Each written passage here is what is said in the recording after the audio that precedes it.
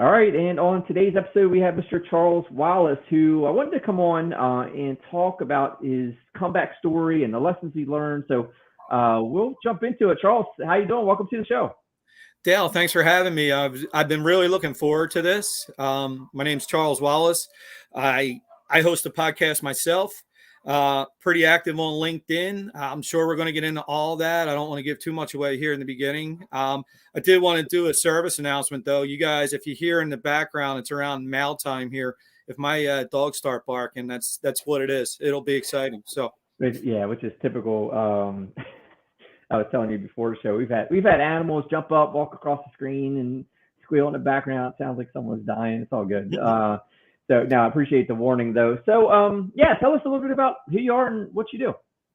Yeah, so my name's Charles Wallace. I mentioned about the podcast. I know we'll get into that, but that's my passion project. I've been in healthcare data analytics for the last close to 30 years. I started working with computers and healthcare right out of high school, actually. I was only 17 when I graduated, and there was an opening for a computer room operator in an old IBM mainframe room back in late 80s, early 90s. And I took the job. I taught myself a lot about programming, read a bunch of books, really liked it. And I feel that I've been fortunate because I've been able to stick with the career. I've been with companies that have been acquired, mergers, acquisitions, but I've been pretty consistent and I've been in this industry now, like I said, for 30 years. So that's what I do for a living. I am an associate director at a company called IQVIA.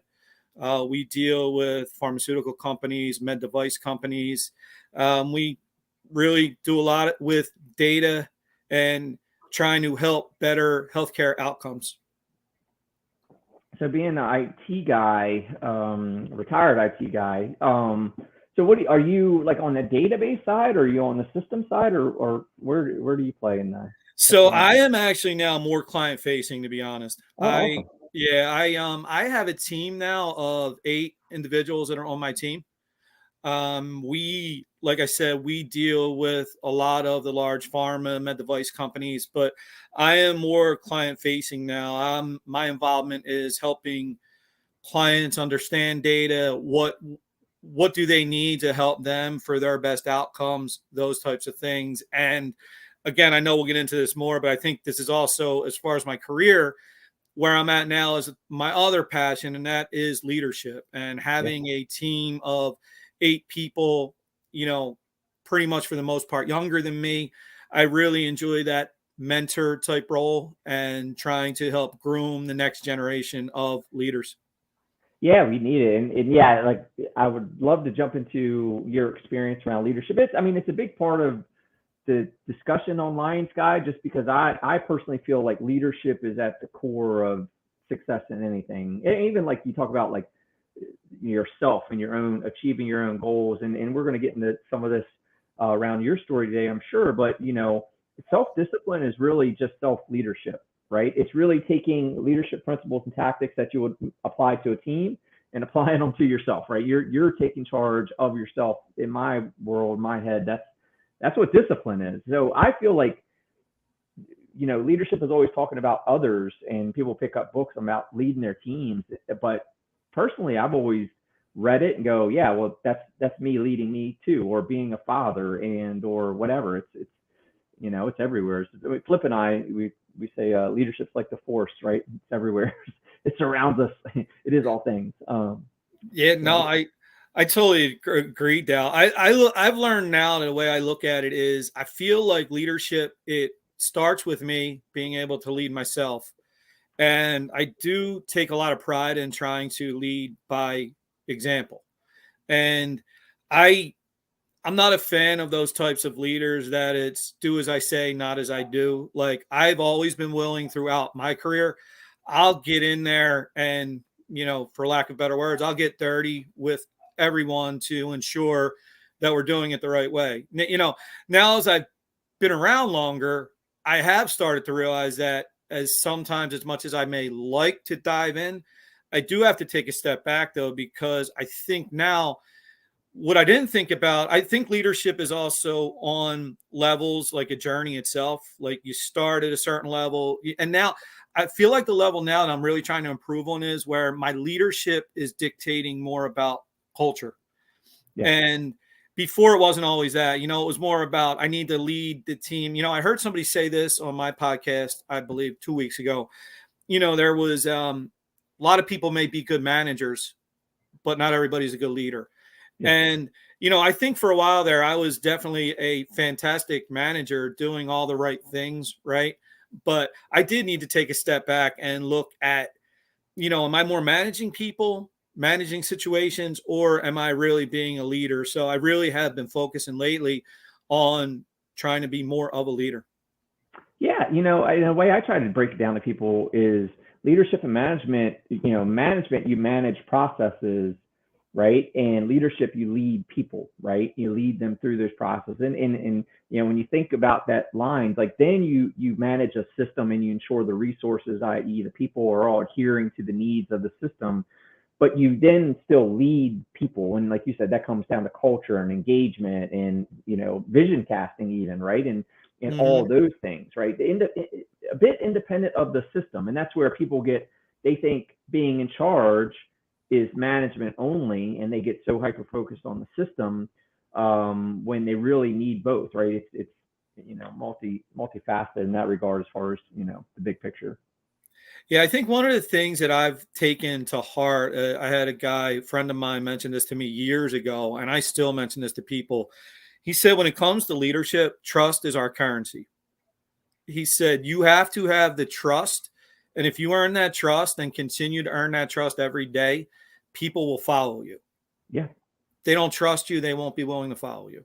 Right. Yeah, I feel that's a lot of what we're seeing today in this big transition of people changing jobs and so on and so forth. That is, I feel like psychologically, some of it comes down to the trust in their current situation, and is it congruent with their life, or will the organization be able to survive more, volatility, over the coming years and things like that. People are looking for possibly a part of it. I know there's a lot of reasons out there, but a part of it, I think, is they're trying to find maybe a better trusted partner in their employment.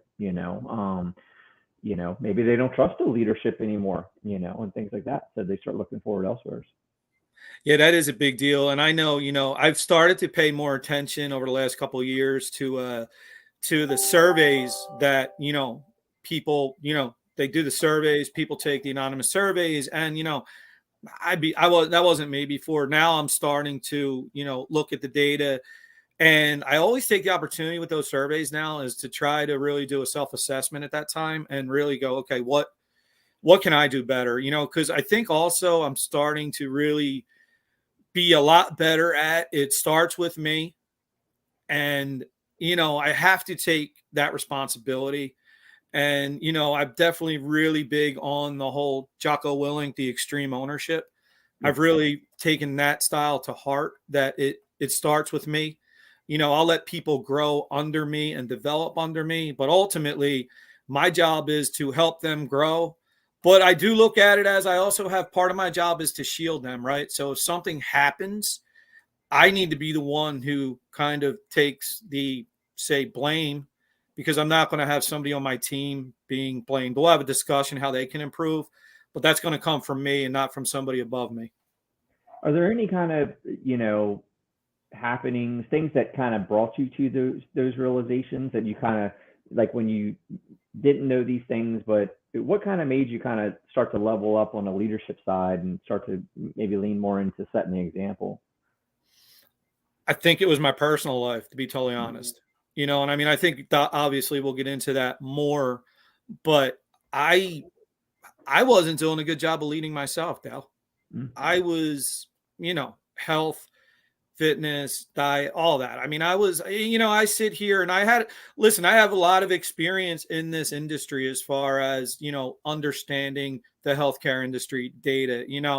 I don't like to use the word expert, but I know others may look at me and say, oh, he's an expert in that area. I don't think I'm an expert. I say this a lot too. I'm an expert in nothing, a student in everything, Yeah. But it was me. I needed to take ownership of myself before I could expect anybody to want to follow me. And they may have followed me because in title I was the boss, so to speak, right? But look, I'm not naive. I know that I was setting a bad example. I was setting a bad example at home to my kids. I'm so grateful that they didn't follow in my footsteps, some of the example I was setting, right? And look, I'm not naive to the point that I know that probably people behind my back, there are probably whispers. Oh yeah, why should I follow that guy? He's a wreck. Like, what Sure. can he offer me? So yeah, I think ultimately it boiled down to it was me. I needed to get myself in a position that I felt worthy almost of leading others. So, you're hailing from the Philadelphia area. What, like, have you always been from there, or Yes. yeah? Yeah, I was born and raised in Philadelphia. I grew up in a neighborhood called Fishtown, and you know, I have my two brothers, two sisters. I'm the oldest, and we didn't have a lot growing up, so to speak, as far as money, but I never felt that I you know lacked for anything, lack of a better word. And one thing I will say, I as far as being a leader, my dad, obviously nobody's perfect, but my dad has to this day extremely strong work ethic, Mm. and I like to think that that is something that I picked up on, as far as working hard. I've always been willing to work hard. I've always been willing to put the hours in, and that was the crazy part, right? Because I've always felt like I was willing to work hard, but then physically I let myself go, right? I became Mm. lazy. Mm. And I want to sit here and I tell you now, yeah, my dad had a strong work ethic. I was willing to work hard. And here I was, at some point sitting on the sofa, watching TV, eating whatever, and, just becoming a mess, so to speak. Right. Yeah. So, definitely, born and raised in this area, met my wife, in this area. My kids were born in this area. And, I moved with my wife. We bought our first house in, nice little home, in a nice section. Unfortunately, you may be familiar. Some of the cities, unfortunately, starting to turn, not being so great. And again, there's another example. I look back, I feel fortunate that our neighborhood started to get not so great, Mm. and as the father, as a parent, I probably should have made a decision sooner and done things better to get my kids out of that situation sooner. Ultimately, we finally did. True story, turning point there. I literally come home from work one day, pull up to the house, and Dale, and now this is when I'm physically not even close to my best. My kids were in the yard, and I see a gentleman running down the street with a gun, brandishing a gun, with a police officer chasing him. Wow. I literally had to hurdle the fence, usher the kids into the yard, and that was there where I'm like, it doesn't matter, we're out. We got to Yeah.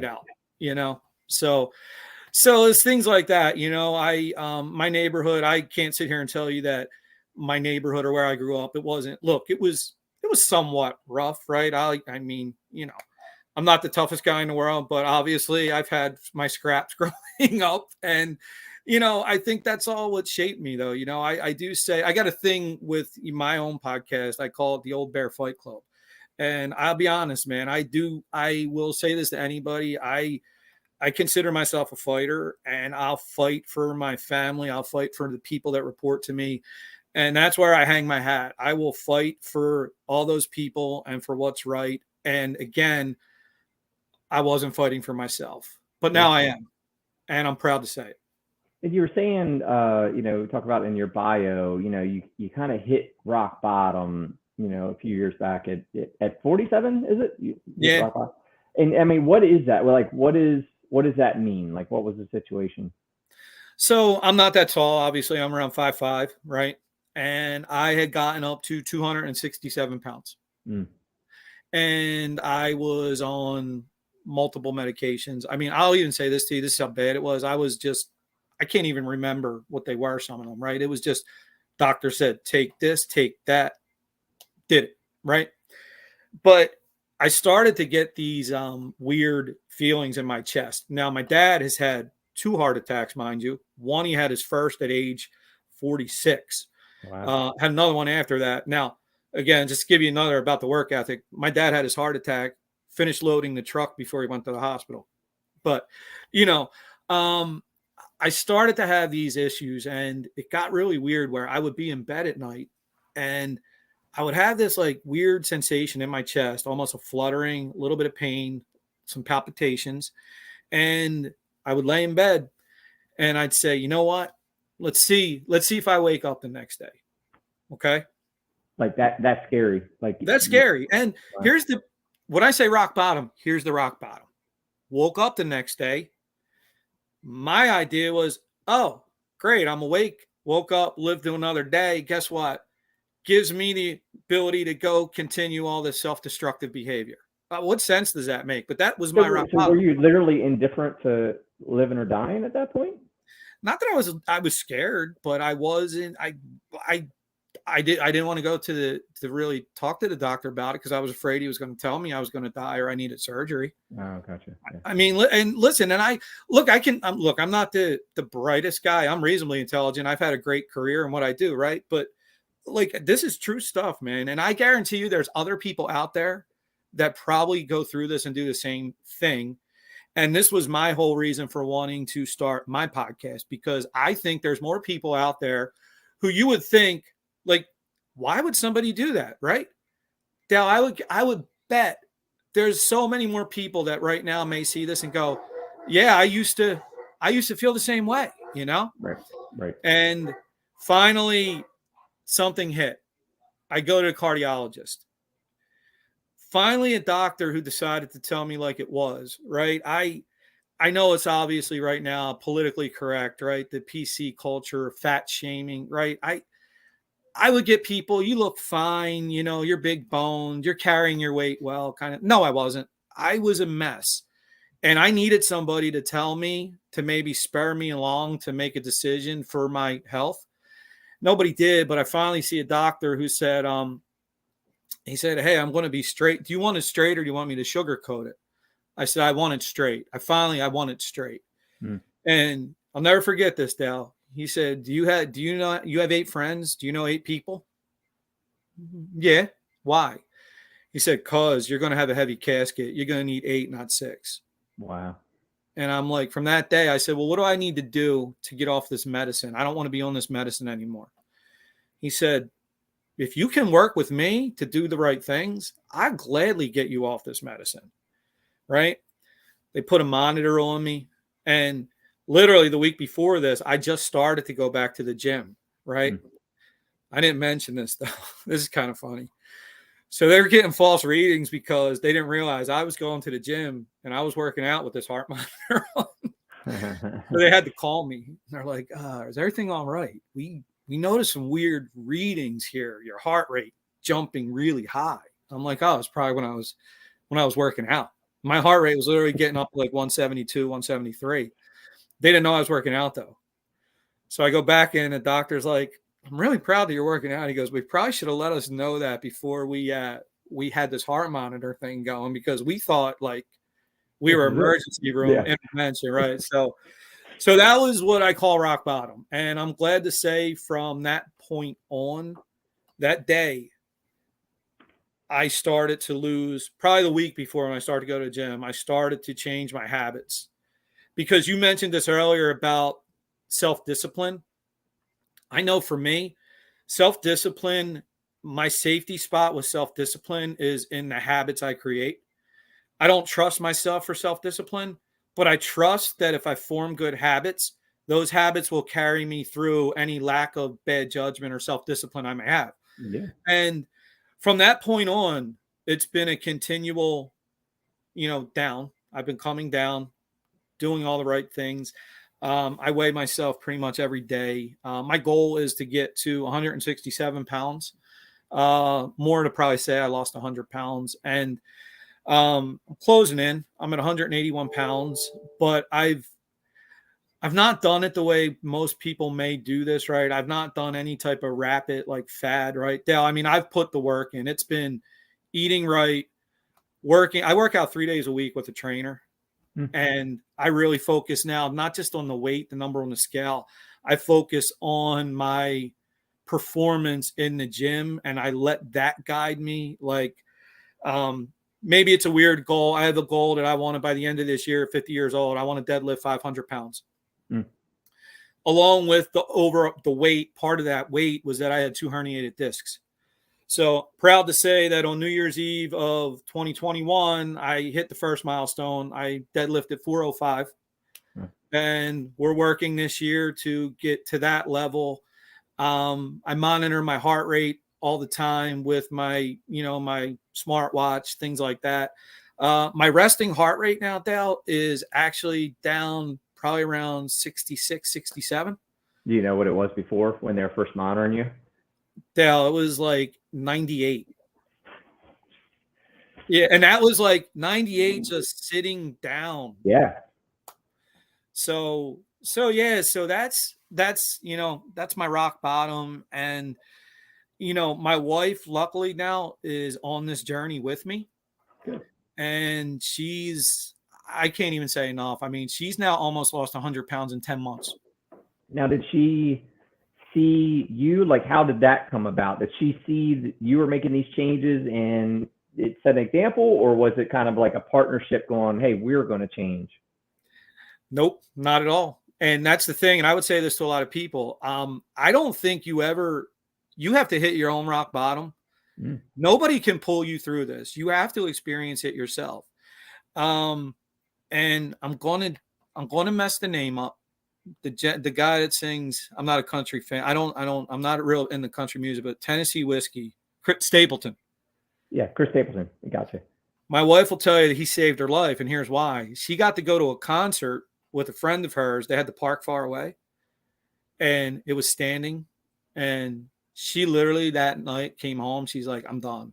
She's like, I so sore, felt horrible, out of breath. Like, and that was her moment. And from that point, we kind of joined forces, and she's just destroying it now. She's amazing. Like, I look at her now and it's amazing. Like, honestly, like what she's done over these past 10 months is just crazy. But to what I was saying, that was her rock bottom, and nothing that I did could lead her through it herself. Sure. She had to hit her own rock bottom, like me. I had to hit mine. And I think it's like that for a lot of people. And my hope is, when I tell my story, is that I don't expect people to hear my story and that changes them automatically. But my hope is that if you hear my story, it may make you examine what's going on in your own life, and you may come to a realization that maybe you are at your rock bottom and it's time to make changes. Yeah. And so who hit the rock bottom first, you or your wife? Me. And was there because I know, like, when people decide to make this type of lifestyle change, it's disruptive. And was there any kind of like pushback, like between you and your wife, as far as like you making this change and maybe she wasn't ready at that time? Was there any kind of friction there around that? It was always tough because, I found myself a lot of time, and I'll say this too. I wasn't, and not that I am now, I'm not a master chef, but I've learned how to cook a lot more now, right?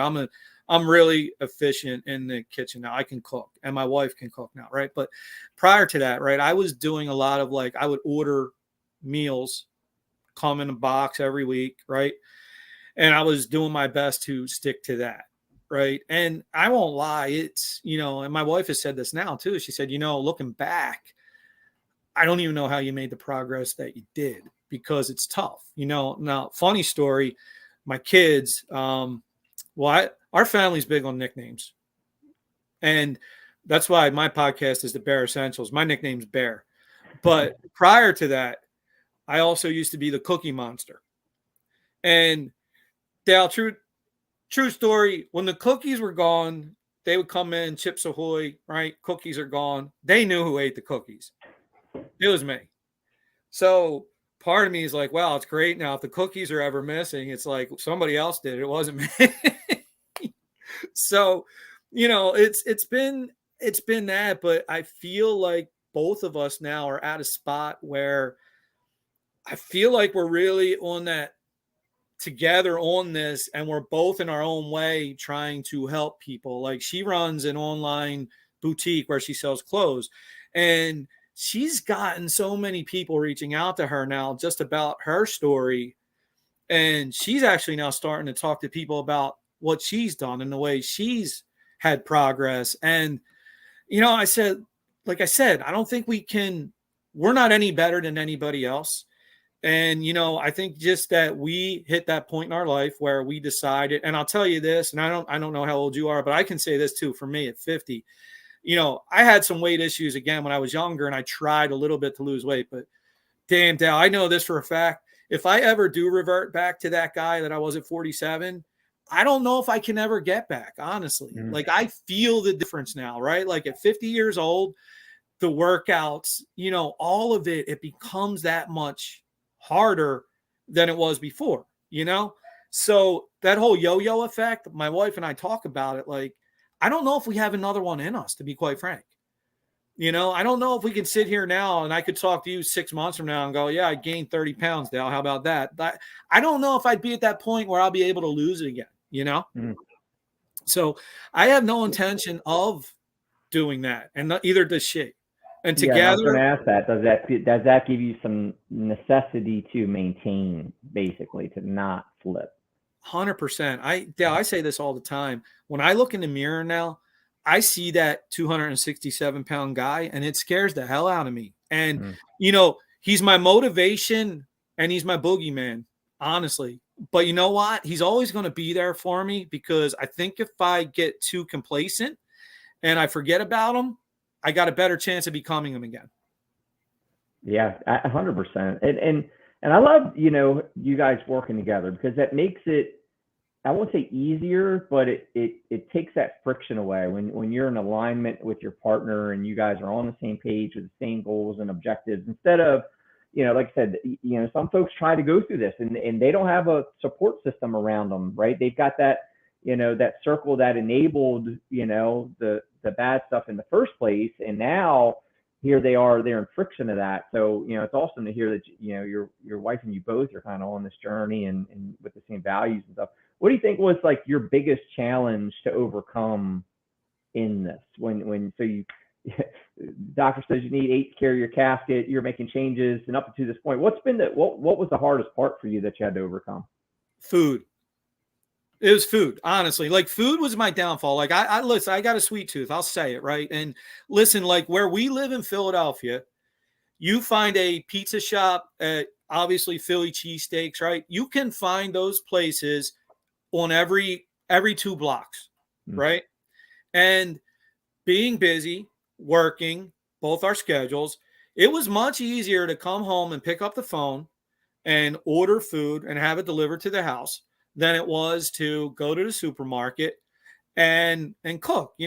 Now we find ourselves, and my wife's fantastic at this. Like, Dale, we're probably every 2 to 3 days, there's at least a trip to the supermarket to kind of like, one thing we try to do is to buy meals for about 2 to 3 days, right? But we like to buy fresh, and we will do that, right? Obviously, you get your other odds and ends in bulk, but that stuff, we're every 2 to 3 days. And, it's great because we'll sit down, we'll make a meal plan. What do you want?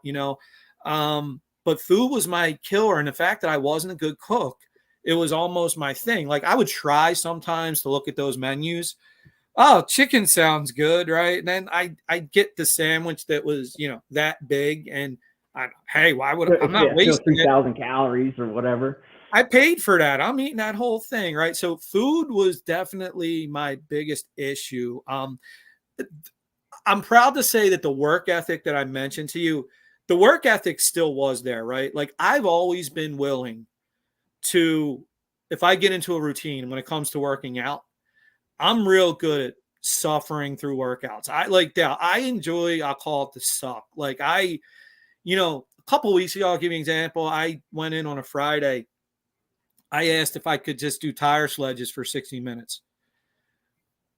You know what I mean? Like, I literally like to now challenge myself every now and then to just do something that really sucks physically and mentally, because I feel like I have to be challenging myself mentally along with physically. And, obviously I see a trainer 3 days a week, which I love because I like having the variety.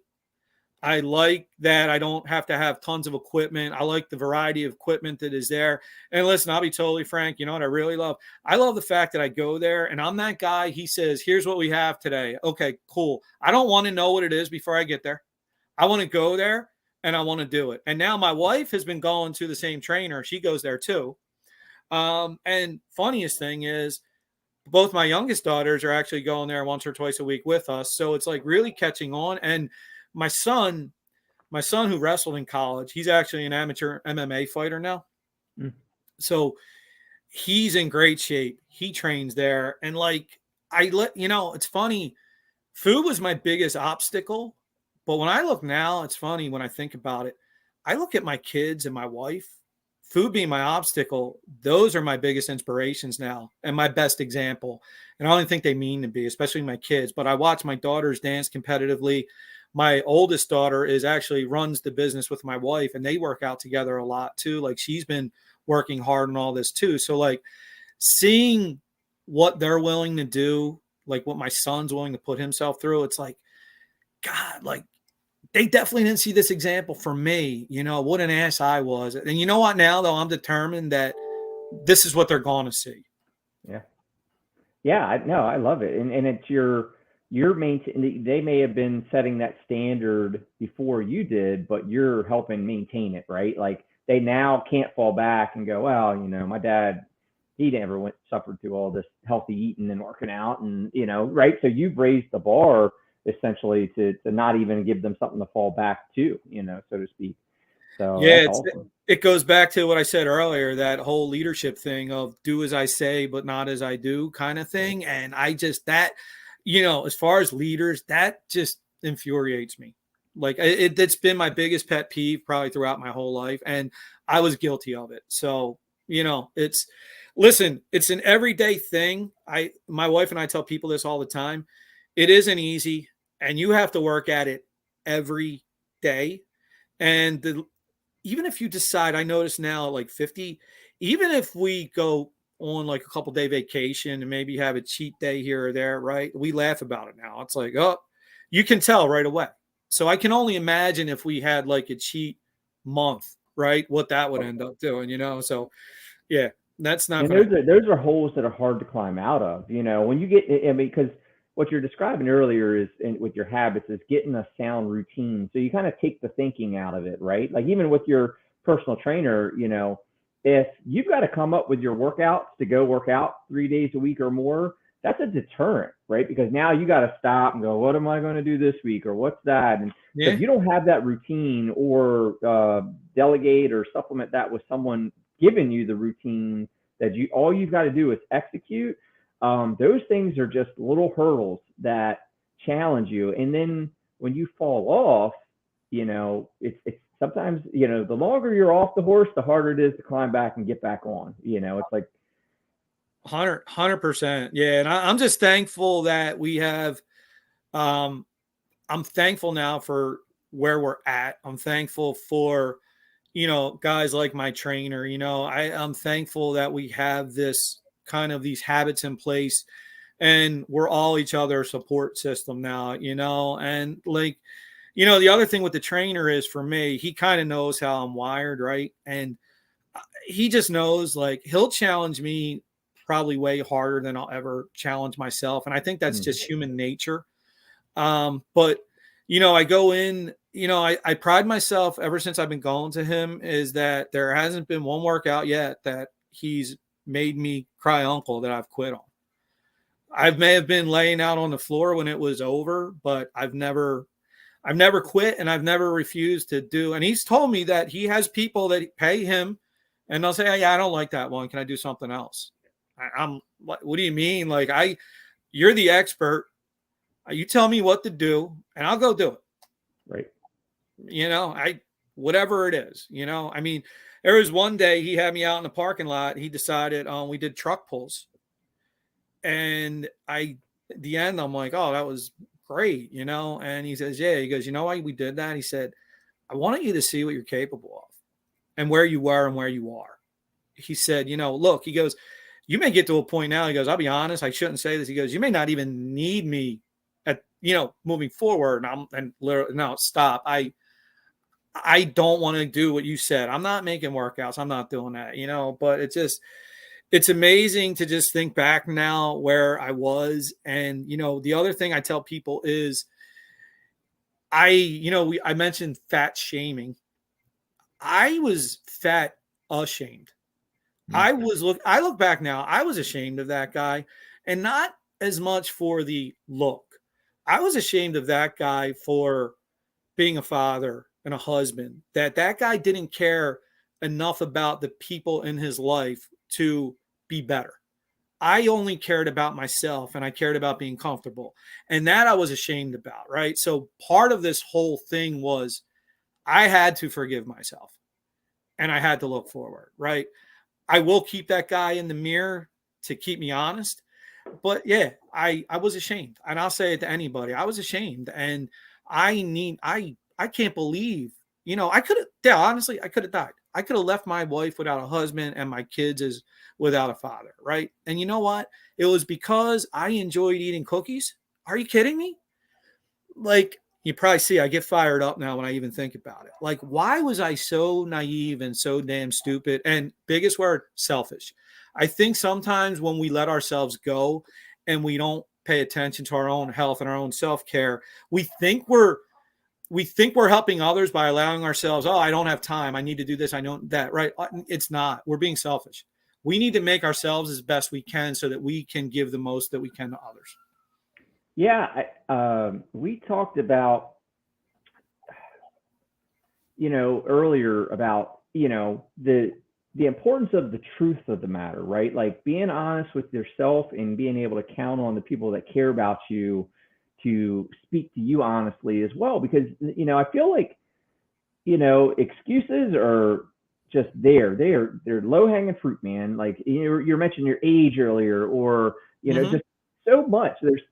There's so many excuses that people just rattle off that are just right there whenever they're challenged to do better, and stop being so selfish with their health. Or I'll use the word lazy. Like, and I'm going to use the word lazy as this, right? Like you don't have the courage to break out of your comfort zone, right? People are there and their laziness is actually a lack of courage to go be the fat guy or girl in the gym for 6 months. Yeah, you're gonna have to do that. Yeah, sorry, but that's what it's going to take. And but that's the courage factor in all this too, where there is the shame piece and or the fear of the process and putting in the effort or whatever. And some people just just roll over with it, or oh, it's my back, oh, it's my knees, oh, it's it's just all these excuses. Oh, I've got a 1-year-old. Like, man, no, that's just the stuff that you're using to convince yourself that it's okay to be in this condition. And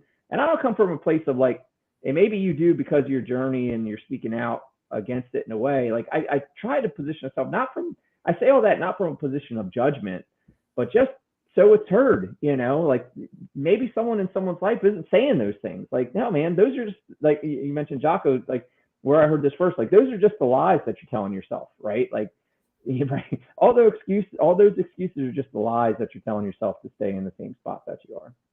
Yeah, and listen, I don't say anything I say from a position of trying to be critical of anyone else, right? I am saying it from the position of being hypercritical of my own self and where I got myself to, in the hopes that somebody may hear that or see this or see my podcast and say, you know what? I need to at least listen. They might not decide to go full bore and make the changes, right? But at the very least, I hope my story makes you uncomfortable. I hope it challenges you a little bit. I hope that now all your excuses, I can rattle off all mine, my age, my herniated discs, all of it, right? My schedule, all of it. I said them all. And you know what? I'm sure a lot of people say them all too, but you know what? I'm here to tell you, if you really want to, you can make the changes that are necessary. You just have to start.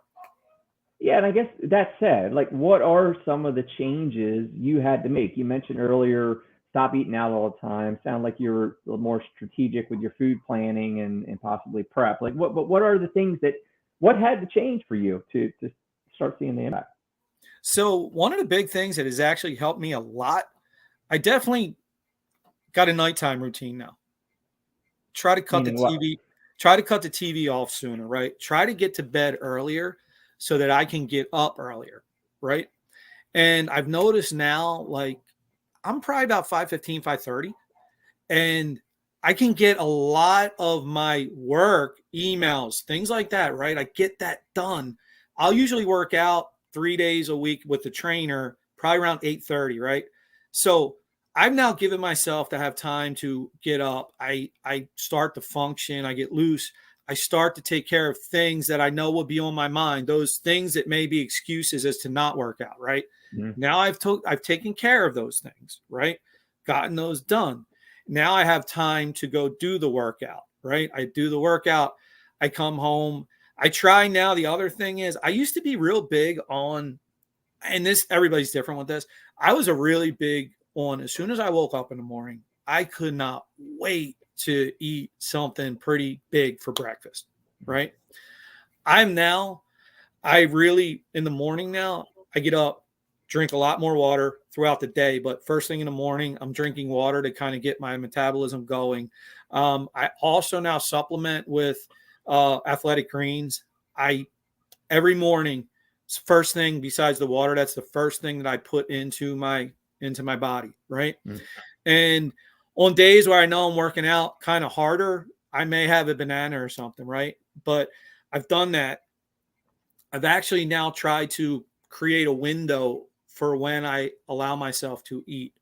And I'm finding that I am getting the benefits of almost, not that I'm using intermittent fasting, so to speak, but based on the way I eat, trying to be done eating by 6, 7 at the latest, and then not really eating anything again till maybe 11 the next day, I'm getting all those benefits too. And honestly, it's crazy. Like we've all been raised. I'm sure looking at you probably the same way, right? 3 meals a day. Then we were at the 3 meals, 2 snacks, 3 snacks, like all this food, right? And then I started to just kind of think about it as a common sense approach. Listen, I don't think our bodies were made to be in a constant state of digestion, right?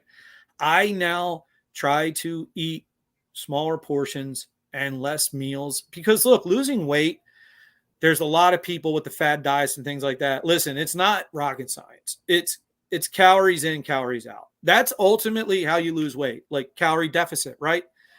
People think, oh, I eat this. No, it's calorie deficit, but you need to be smart about it, right? And you need to make sure that you're getting quality calories. I really pay attention now, Dal, to my quality of calories, right? And I did a podcast a couple weeks ago where I was talking to a guy, and you know what? As much as I've been doing better, I figured out talking to him, my protein level was too low, what I was taking in, right? So making those adjustments, but being more strategic about how much I eat, when I eat, making sure when we go to the supermarket, we get the correct foods in the house. And, right on the refrigerator, my wife has it. We sit down, we're going to have this meal this night, right? Having that meal plan, that structure, knowing what we're having that night, it's the world of difference. But I think it all starts, believe it or not, is that whole nighttime routine, trying to get off the phone earlier, shut the TV off earlier, try to maybe read, get your mind to wind down, but try to get 6 to 7 hours of quality sleep that will allow me to wake up, get my day started at an early time. Because before, especially with working from home, I mean, I technically didn't start work till 9 a.m., right, Dal? I'd sleep till I go to bed 2 a.m, wake up at 8:30, and it just, this whole routine is just better. So I would say habit, right? It's a routine. Get yourself into a healthy routine and really start to examine what you're putting into your body. Like I do try to do that too, as dumb as it sounds, right? To some people, if I'm going to take something to eat, is this a benefit to me, or is it just because it's going to taste good, right? And listen, I still do that. I won't lie. Like I would be lying to you if I said I don't have snacks now and then. I still do, right?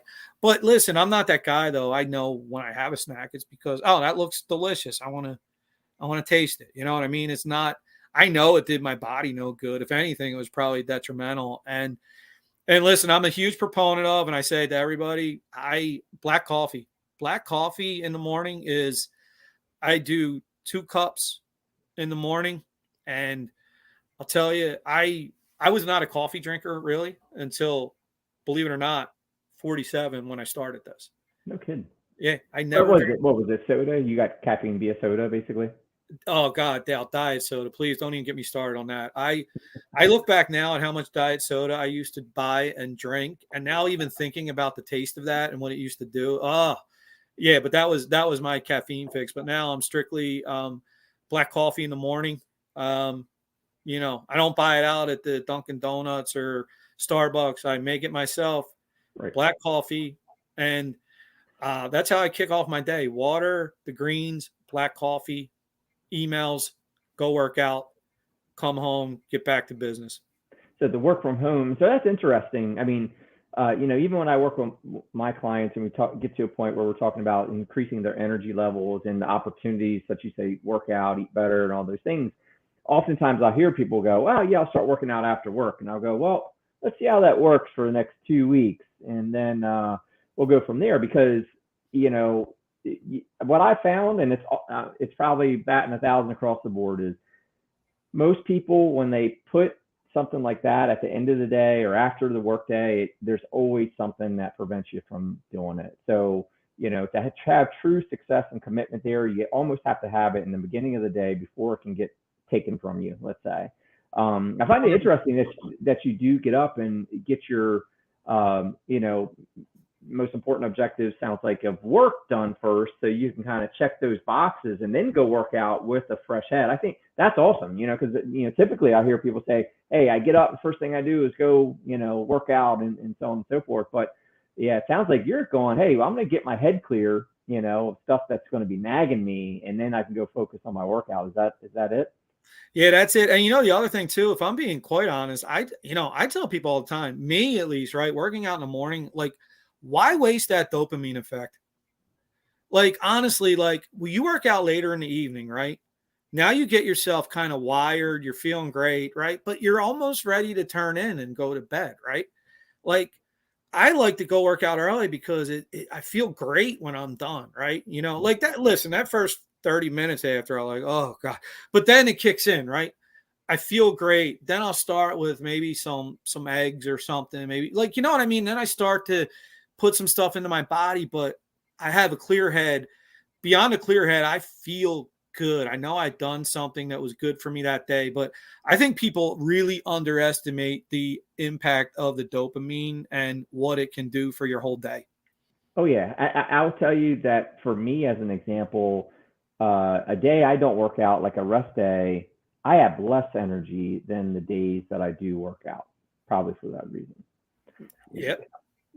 Yeah. So that's, again, habits, routine, and it's, again, things that people don't like, right? People don't like to get up early generally. Like, I actually do enjoy getting up early. Like, I have my dogs, take care of them. I'll sit out on the deck, you know what I mean? Do some work. And like, I don't know. I feel like at days, if I do sleep in a little bit, right, I just feel like, I don't know, kicking my day off at 8:00 in the morning, it feels like I missed half the day, right? I'm that guy now where by 10:30, 11 o'clock, I'm like, yeah, my day is like, I'm full bore lunch. It's afternoon for me now, right? Like, I'm like feeling that way. So yeah, but that's been my, it's working for me. Obviously people need to adjust and do what they can, but it takes away that other excuse too of time, right? You can cut some time out at night, get to bed a little sooner so you can get up a little sooner, and you'll find that time, that window you need.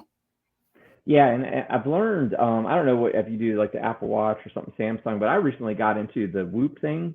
Mm-hmm. That's kind of keeping a ton of data on how things are going. But what I like about it, I've learned, is like it gives you a ton of like instructional, like educational, and really, like, so I've learned the importance of the consistency of when you're going to bed and getting up. So that, and it makes sense. Like, basically, the layman version of it that I'm coming to understand, though, was that, like, if you're going to bed, getting up at the same time every day, your body's going to build a rhythm around that. But if you're 9 o'clock tonight, and then 11 o'clock tomorrow night, and back to 9 o'clock, and then midnight, and you're getting up while times like your body's it's like jet lag. You're living in jet lag. I mean, that's what jet lag is. You've thrown your circadian rhythm off by 2 to 3 hours, and you're doing that to yourself if you're not finding some consistent sleep time.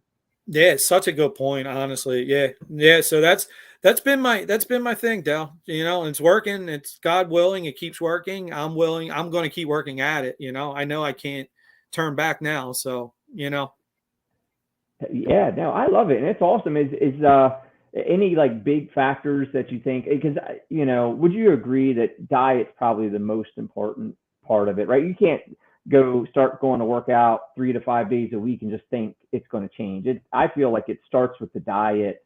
It has to be based off that, and the workouts are an accelerant, right? So once you start eating the right things, giving your body, like you said, less but more, meaning less intake but more quality, your body will start to clean itself out and get rid of the junk, and like say couple that with some good sleep for recovery and all that stuff, and then you start working out on top of that. That's then just an accelerate that just starts burning the calories that you don't need off of you. Yeah, 100%. And I know for me, like what I'm trying to do now, especially with my podcast, right? I definitely am more probably geared towards that little bit of an older crowd, right? 40, 50, 60, right? So me being 50, listen, I'm under no illusion that I can go out and eat a whole pizza. And regardless of how much I work out, that pizza will be with me for at least a week and a half, right? It's a natural thing at this point, right? It's just something that I've learned to accept, right? I'm not 25. I'm not 30, right? I'm 50 years old, and it's part of it, but that's okay, right? It is okay. So like you have to adjust, and like you can't, I feel like my wife runs into this a lot. The biggest stop when people start to have a conversation with her, where it stops most of the time is when she says, yeah, I stopped drinking soda. I stopped eating out.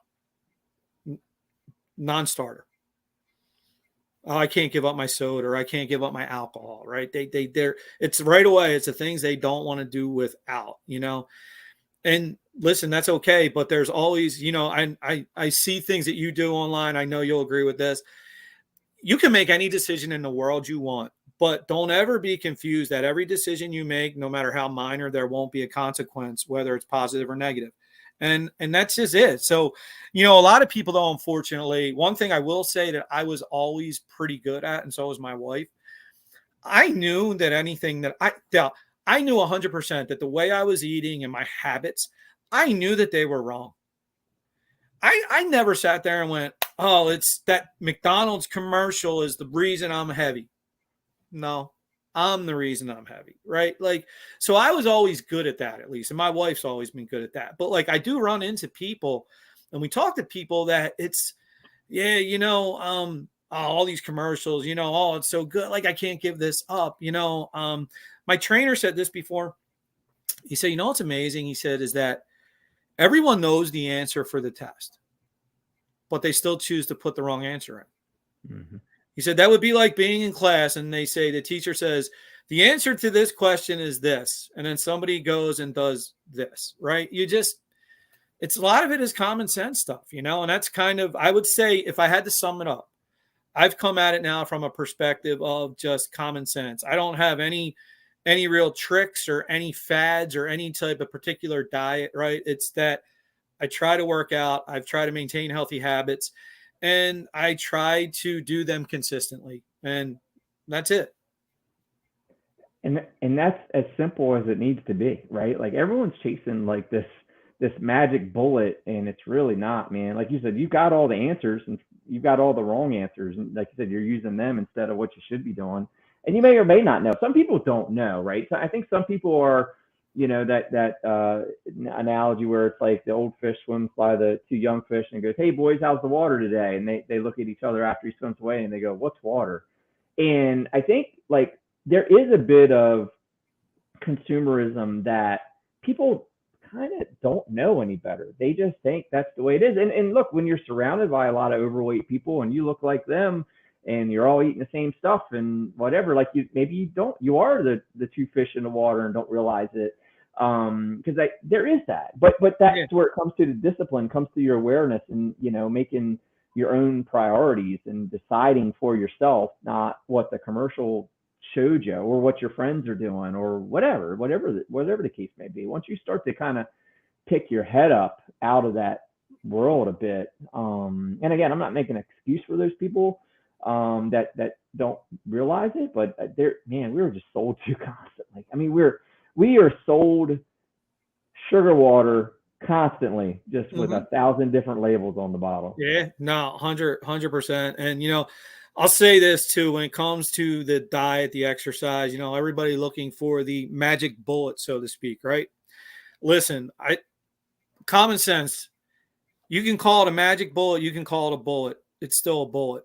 And guess what? Eventually, if it hits you, it's going to kill you. So you need to stop searching for the easy way. Just put the effort in. And, if that starts with 5 minutes a day, 10 minutes a day, just start to put the effort in, do a little bit of moving, clean up your diet, and really you're going to feel better. Like that's the other thing I can just say to everybody. You will feel better, and you will do things that you never dreamed you could probably do, or at least you'll be doing things that maybe you did when you were younger or in a better spot in your life, so.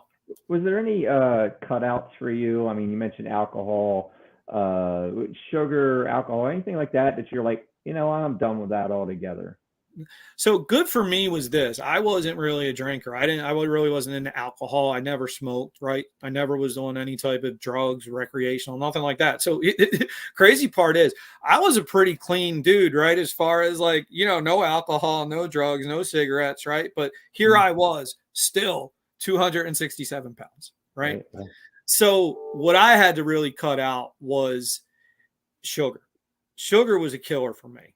Once I started to take that sugar out, and then I'll call it the sugar-like substances, like the diet drinks, the aspartame, all that stuff out. Once I started to go more water, tea, coffee, those were the things that really got me going better. Like, I mean, listen, I'm not really even a fan now. Like I used to think drinking a thing of orange, like I try to even steer clear of that kind of stuff, because as you do this, right, if you're willing, you're going to learn a lot too, right? And like, I know doing some research, I found out like the further away from the source format, its original format fruit is, right? Like an orange, like, processed, all that kind of stuff, like even orange juice, right? It turns out it's not that great for you. So like, yeah, I really try to keep my, the sugar down to a minimum.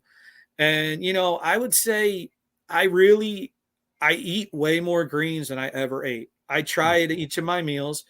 I like to have a good source of protein. And when I say protein, again, I keep it simple, right? It's either chicken, salmon, steak, right? That kind of stuff. That's decent part of my plate.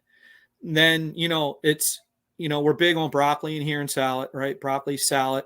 And then we'll fill in the rest of the plate with a little bit of rice, brown rice, things like that. But if I look at that plate and the majority of that plate is the protein and the greens, I know that I made a good decision that night, and I'll feel better the next day for it. Yeah, and it's that simple. Like you know what whole foods are, you know what good foods are, you eat them. And I'll kind of second what you're saying about sugar. Like when I talk to people on this topic, if they're just kind of looking for some basics, I'm not going to give you like the whole big roadmap, but I tell you what, if you cut out sugar and alcohol and look at your body in 3 weeks, you're going to see a difference. Hard 100%. Stop. I mean, and look, and just for me and anyone who's kind of like in that world or interested, like I'm a no sugar guy. Cause it's the addictive nature. Like to your point, man, I could go dust a box of Oreos off like no tomorrow, and I walk around 155 pounds. I'm not a big dude, but I can eat. But so what I've done as far as like avoidance of sugar, I do look at the labels on everything I can, and I'll say if the serving is 10 or more grams of added sugar in it, I'll avoid it. I'm just that simple. I'll just say if it's less than 10 grams of sugar per serving, But I still look for the added sugar. Added sugar is really the thing that, for me at least, to look out for. Is like anything that's got like a ton of added sugar. And start looking at it. Like if you look at even like, well, sodas is the easy one, but if you look at the Gatorades and the Powerades and all the other, that's a big one too. The stuff you think is good for you is like, oh yeah, I'm not drinking soda, I'm drinking Gatorade. Yeah, look at that freaking bottle. That bottle is not one serving, it's two, and it's got like 40 grams of sugar per serving. Like once so for me, I started looking at that. But I'm with you, man. I drink water and black coffee all day. Yeah. I've recently, I'm a non-drinker as well for the same reasons. Not that I was trying to lose weight, but I'm trying to be my most effective. And I know like alcohol, like it drags me down. And so I've been drinking Athletic Brew, which is like a brewed beer. But it's NA and it tastes great, so I get to break it up, Yeah. But it's that simple. Cut out sugar and alcohol and watch what happens. Yeah, no, it's definitely been, it's working for me. And, like I said, it gets me to the point where it's more mental clarity too. And like, I look now listen, I was never that guy. Like the fact now that, I'm even sitting here speaking with you on a podcast, right? Or having my own podcast, right? Like that's stuff that I've never seen myself doing anything like this, right? Mm-hmm. And I'd say now it's a combination of feeling physically better, but mentally having mental clarity. And then honestly, the biggest point is like, I really am hoping that, and my wife too, like I'm hoping that by the podcast, just putting our story out there, maybe this helps a few people. Right. And that's why I started the podcast in January. I said, you know what, I'm going to do it. I literally had my computer and that was it. I'm like, let's see how this goes. Right. And here we are. Now I get today to be on with a great guy like you. Right. Like I never pictured myself doing any of this. And I guess, to kind of transition to that, what was it? What was the point of the podcast? What inspired it? Tell me a little bit about that story. I thought I had a story. I thought I was relatable, right? From this perspective, I thought that I talk a lot about, there's a lot of good, like self-help people out there, like the gurus, right? Like you probably mean, right? The Tony Robbins, Jocko, David Goggins, right? Like I look to them all the time and they motivate the hell out of me sometimes, right? But I have this thing that I tell people, don't be guilty of outsourcing your motivation, right? Mm-hmm. You may need those people to give you that extra boost, and it's great and they're fantastic, but ultimately you really need to look for your why. And seeing a lot of times what those people do, you may be motivated for 10, 15 minutes, but let's be honest. I don't know how many people watch David Goggins. They may get motivated in spirit, but as well as I do, right? How many people are going to be able to do what that man is doing, right? Not a lot, right? So it starts with the video you watch or the book you read, and it ends pretty soon after, right? I'm going to say, like,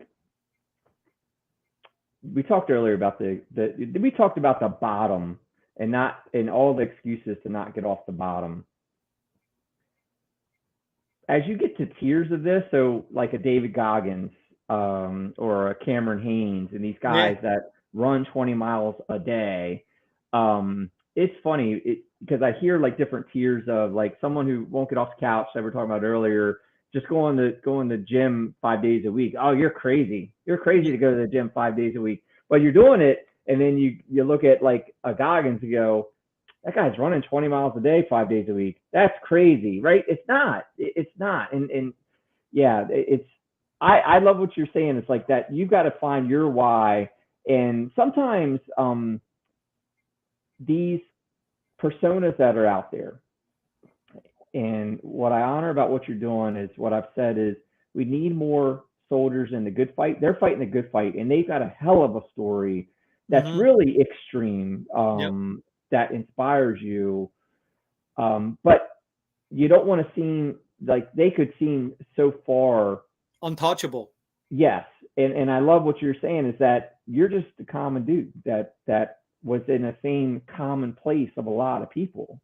So sorry I cut you off, but it's No, that's fine. I agree with you. Like there definitely is tiers, right? And I'm not at that tier. Like I'm not Cam Hanes or Goggins, right? I love listening. I just finished Cam Hanes' book. I read Goggins' book, right? I enjoy all those guys, right? But listen, at the end of the day, I know I'm not at that point where I'm capable of achieving what they're doing. It's something to strive for, right?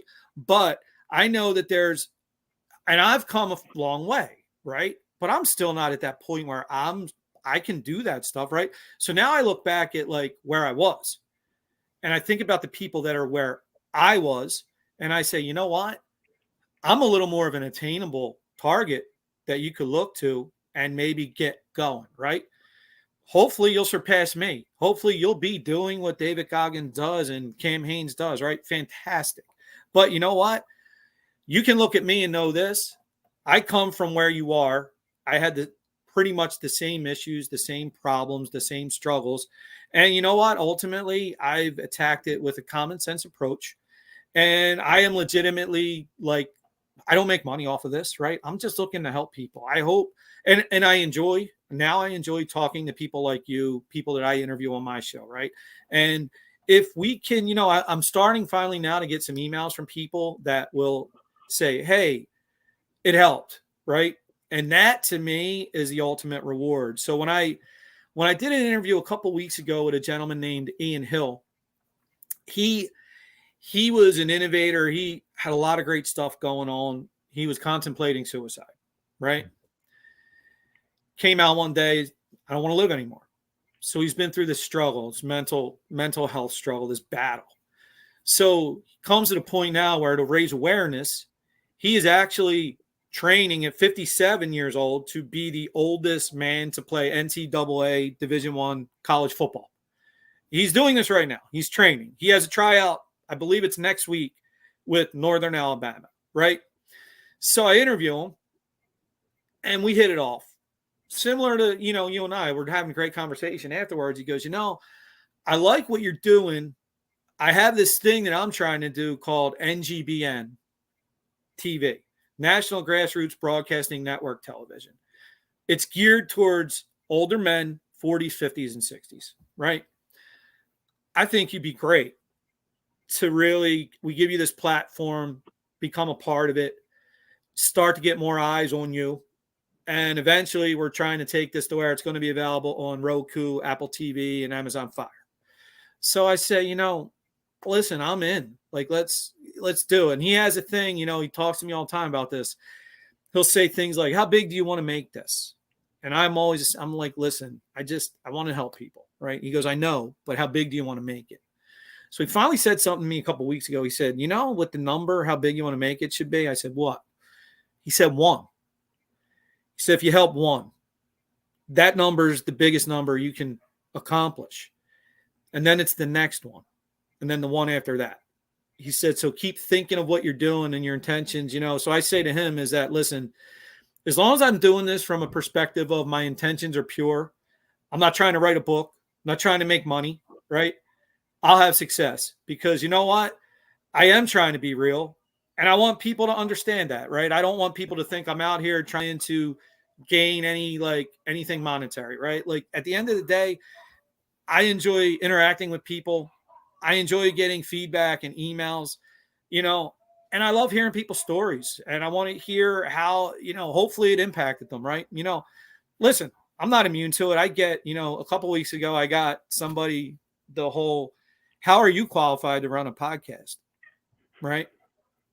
I'm usually not like this, but here's how I responded. My podcast is the Bare Essentials. So my response was purely this. I said, hey, this probably is appropriate considering my podcast, the Bare Essentials. I said, does a bear shit in the woods? I said, you know why? Because he can. And that's why I'm doing this podcast, because I can. Was it someone that you knew asked you that question or a random? Somebody that I went to school with years ago, and I haven't heard from that person before or since. Yeah, sure. So there you go. Yeah, but that's the deal with my podcast. called the Bear Essentials. Again, my kids call me Bear. So what a great idea that was, right? We're called the Bear Essentials. Yeah, no, it's awesome, man. And like I said, we need more soldiers in a good fight talking this type of talk, because it does show, like you said, back to leadership. Influence and leadership have a lot of common traits. And leadership, we're in charge of people. Influence, maybe we're not in charge of them, but we're having an influence on them. And I think that's the point, is that the world is starving for leadership and positive influence. And the more we can step out there and go, look, man, it doesn't have to be that way. You don't have to, and just again set the example to help people. And just it's almost like they're chained, or maybe they've chained themselves, and you're kind of just tossing them the key, man, and going, hey, you can get yourself out of this. Yeah, that's it. That's it. And that's why I like, listen, and honestly, man, I really enjoy like your LinkedIn, right? I love every day. Like I go on there, I'll see what you put up there. And I think it's stuff like that, right? I looked at people like you, others up there on LinkedIn. And, I've actually worked a lot on that now too, right? Like I'm trying to put some decent, valuable content up there on a daily basis. I try, I'm at the point now where my podcast is every Wednesday. I put an episode out, right? And I'm trying to get guests in all different areas. We'll talk about health and fitness, obviously, mindset. I enjoy the comeback stories. Listen, I'm not naive either, right? I know in order to help people, and I think you would agree with this, you have to be somewhat interesting too, right? So it can't just be always a guy who's lost weight or knows this or knows that, right? Like there are times where you have to shoot for maybe a bigger name guest to kind of get you some credibility. And, that was when I got to the point where I reached out to Tony Horton, P90X. And I reached out to his people. And I don't know about you, but what I got back, and I get this a lot, depending on how big the person is, what's your downloads? How many viewers, right? That's what you get. So this woman, his publicist, responded with, well, what's your downloads, what your viewers? So I said at that point, I went, you know what? I'm not even going to BS. I said, hey, I don't have the numbers that warrant Tony coming on my show. I said, but here's my story. Here's what I'm trying to do.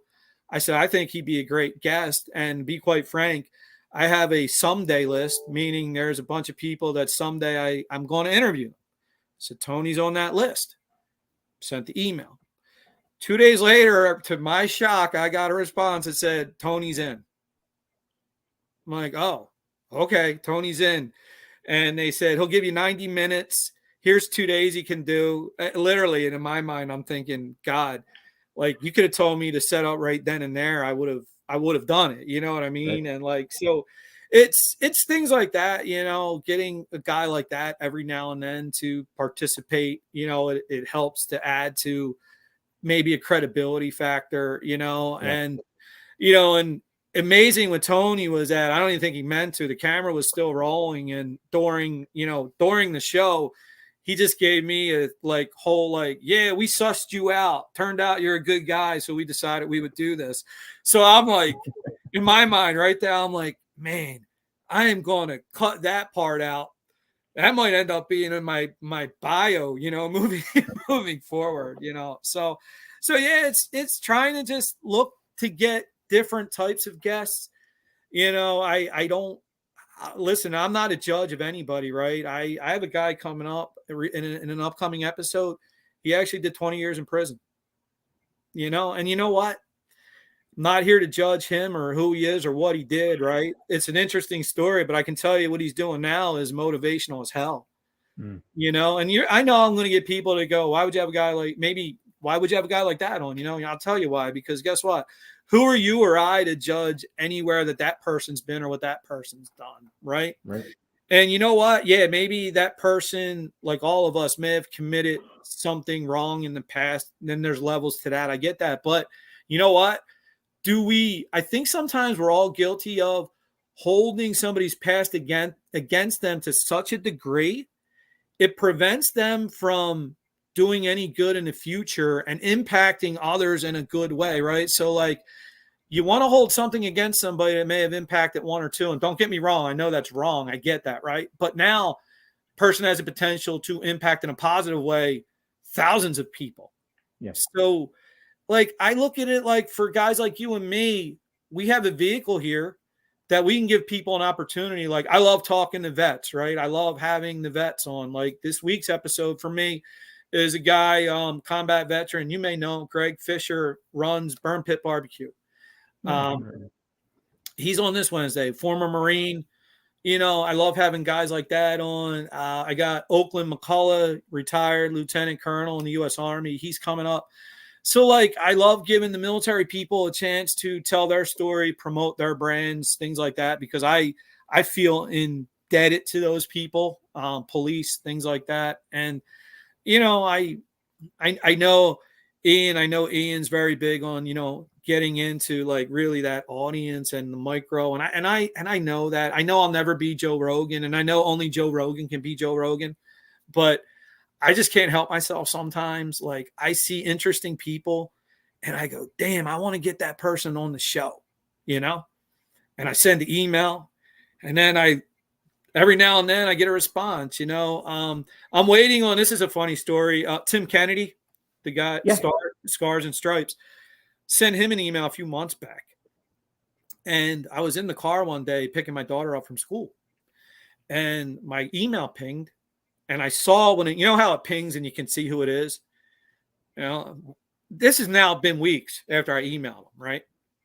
And I see his name pop up. I'm like, huh? I read it. He goes, hey, sorry it's taken so long. And I think he was maybe in the process of being over helping with the whole Afghanistan thing, right? Like, whatever.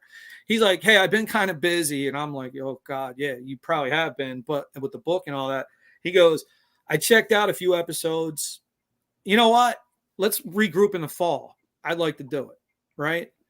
So a guy like him, but I'll say this as far as the podcast goes, my proudest podcast, and I loved having Tony Horton on, but my proudest podcast was absolutely Mark Ormrod, former British Royal Marine, and Britain's first triple amputee since World War II.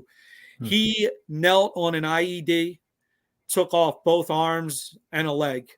And, you know, he tells the story, and I forget I'm even doing a podcast. I just, the intensity and the fact that he gets to the point in the story and he goes, no, I could think about we're in a firefight and I got to help my team. And, you know, he actually crashed on the helicopter, Dale. He died on the helicopter. And the only reason they realized he was alive, they had an oxygen mask on him and it fogged up. And a week before, somebody passed a thing over in the UK that they could do this new technique where he had no veins because of his legs, arm. So they actually had to hit him in the hip with it. So they hit him with the needle twice in the hip, finally brings him back. And then he gets into his story of now he wakes up, a man that was 6'3". Now he has no legs, one arm's missing. And the doctor tells him, like, yeah, this is it for you, you know? But then it's hear his story, how he rises above it, competes in the Invictus Games and wins gold medals. Like, I look at that guy, right? And I go, damn, like, I can't sit here and complain about anything, right? Dale, I look at him and I go, and that's, I say to this day, my proudest moment, my proudest episode. That man to me is a hero. And, you know, I don't even think he realizes how much he inspires people. And I get emotional even talking about him now, because he is just, to me, he's that guy. Like, he actually now to me, he's my Jocko, my David Goggins, right? I look at him and I go, man, I can't get any more motivated than when I think of that guy. Right. Yeah, I mean, and it's because you're right. All the physical attributes aside, or physical achievements aside, it all comes down to that mindset piece, you know, to the point, right? He's given his circumstance, he's right at the same bar, and it's all right here. It's all his will to do so. Yeah, and it's guys like that, but it's guys like, you know, like, listen, you, me, right? Our like we said earlier, like, our podcast may not be the biggest thing, but honestly, it's like guys like you, other guys with podcasts that I look at and I see what they're doing. Like, I'll give you an example. When you sent me that document the other day for your podcast, right? I was blown away. And I'm like, oh my God. And I'm just telling you right now, I'm stealing some of it because I wasn't even close to doing anything like this. Right. I'm like, oh my God, look what I can learn from Dale and make myself better. Right. So like, I feel like even like for you, like what you're doing, it's impacting people. And that's what it's about. If you can impact someone, if I can impact someone, together we can impact a bunch of people. Right. And, it's, hell, there's so much negativity in this world right now, as you know. Like we don't need it anymore. Like I'm done with the negativity. Like honestly, I am done with the negativity. And moving forward, it's easy to be negative. It's harder to be positive, but the outcome of being positive is way better. So that's what I'm living by now, Dale. No, I love it, and I appreciate you for doing it. I mean, again, I obviously, having been on a similar journey, I relate to it a lot. But it's just, I say to you, man, welcome to the good fight, because we need it. Like, because you could have started, and maybe you did. I know I was in the beginning at a point because, I wanted to start this podcast in 2018, and for various reasons I hadn't, and then in 2021, I guess, yeah, I'm a year into this. I just pulled the mic that I had bought 3 years prior out and hooked it up and started putting it together. Because there was this like, there's so many podcasts out there. Why would I do a podcast? There's a ton of great ones out there. I'm just going to say the same things that they're saying on Rogan or Jocko or whatever anyway, because that's the stuff that interests me or has inspired me or whatever. And I said, well, wait a minute. We need more soldiers in a good fight. We need more people out there talking about these things, because regardless, like you said, it's about impacting someone, not so many, right? Yeah. So if you can hit that one person, which I know you have, man, and that's it. I mean, and that's the goal. That's the goal. Just continue doing it, right? And listen, I do love it. I'm not going to lie. Listen, when you invited me to come on your show, like this is, before I started my podcast, I did one podcast with a guy from my area named Aaron Nobles, I've had him on my show too. Great guy, life coach. And he kind of said, you really might want to consider it. Right. So when you reached out and asked me to do this, it excited me. I'm like, hell, I would love to be on the other side of it. Right. Because I'm always so focused on my podcast. I want to be that really good listener. And when it's my podcast, it's not about me at all, right? Like people ain't tuning in to hear about me, right? So like, I thank you for giving me an opportunity to talk about myself a little bit. And hopefully people see this, whether they do or they don't. Come check out my podcast. I don't care.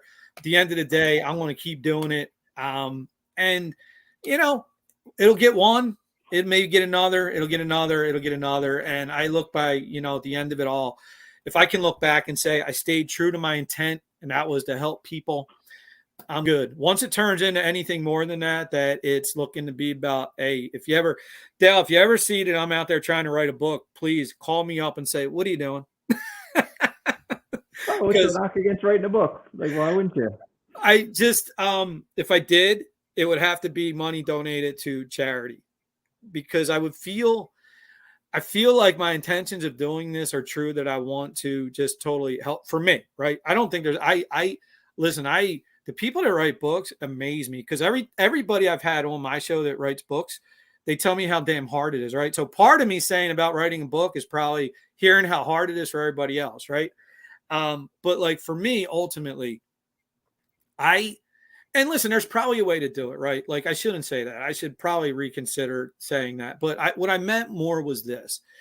I don't want to ever be looked at as that guy that like, yeah, see, this guy started out with this. He was this genuine guy trying to help people, right? And then he's now like, he's turned into this guy who's literally in it to try to make a buck kind of deal, right?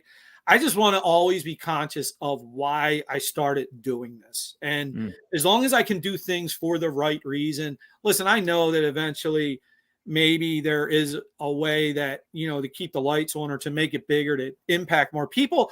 Maybe I do have to consider things like that, right? But right now, I'm so new at this and so raw. I'm just at that point where I want to make sure I'm staying true to my goals and my reasons.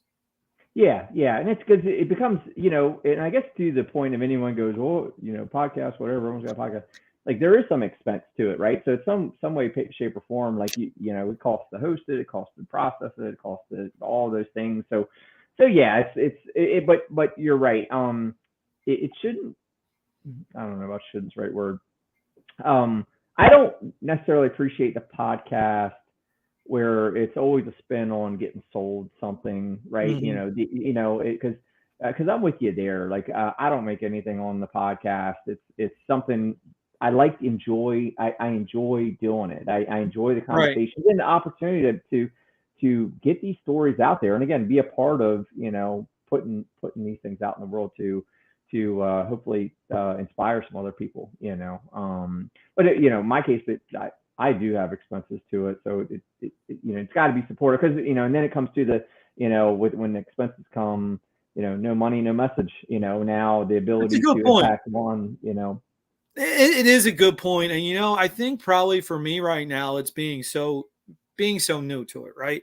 Yeah. You're not the first person that's told me that, right? So there's probably going to be a point in time where I have to obviously, I might even be reaching out to somebody like you to be like, okay, what do I, what I mean? What do I have to do here? Right. Because that's the other thing. Like if you want it to get out to more people, you want to keep it going, you do have to make sure that you can keep it going. So I do get that part of it too. And, I just, like I said, at this point, I'm just going to keep trying to put out the messages and put it out there, and we'll see where it leads, and ultimately for me, I think it helps keep me on the straight and narrow too, right? Like how be kind of hypocritical for me to get on the podcast as a guy who had this journey and, then I'm kind of reverting back to the old guy I was, you know what I mean? So like my son jokes with me. He goes, yeah, Dad, you shouldn't eat that. It might be bad for your brand. So like, I guess, there's that too. So but listen, like I have a lot of fun with it. Yeah. And I get excited when I know I'm going to be speaking to somebody new. And I kind of laugh now, and it's kind of almost like, damn, I can't believe I've gotten to speak to all these really amazing people at this point. Yeah. Like I would have never dreamed, that I would be doing this, and I'm just happy. And happy, like you said, you made a great thing that I want to remember today is, I'm happy to be a soldier and to be somewhat of a leader and hopefully to be an inspiration to, I hope somebody that watches this podcast, they might go, hey, that guy from Philly, he did it, right? The bear guy, he did it. Why can't I do it? Yeah. So yeah. It's kind of my story, Dale. Setting the example. Well, yeah, Charles. Well, I appreciate you coming on and telling the story. Give us a real quick where to find the podcast, what it's called, and all that stuff, so they hear it one more time. Yeah. So, if possible, anybody that's watching this and listening to this, it would be really, really good help to me if you could check out my podcast on www.ngbn.tv. Under channels, there is the Bear Essentials channel. That would be great if you can go there, but if not a problem. You can find me on the Bear Essentials, my YouTube channel. That has obviously audio and video. Not that you want to see me, but you would see me there. Also, Spotify is audio and video enabled. You'll be able to see the Bear Essentials on Spotify.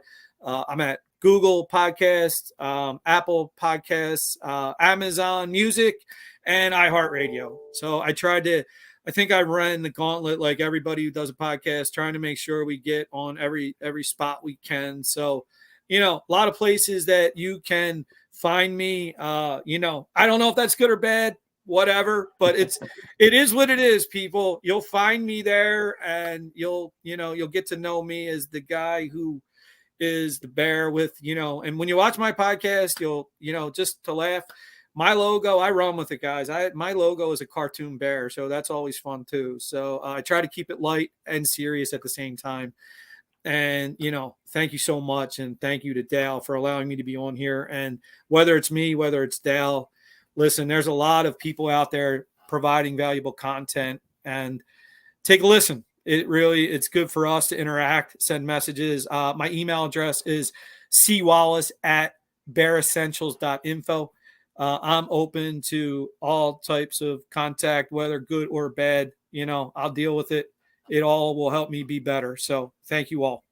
100%, man. No, so it's been an honor to have you on. I appreciate you making the time and telling your story, sharing your experience. No, keep doing it. It's going to serve those who need it. And again, I appreciate you coming on, Charles. So thank you very much, and we'll talk to you soon. Dale, thanks again. Take care. Bye. Thank you.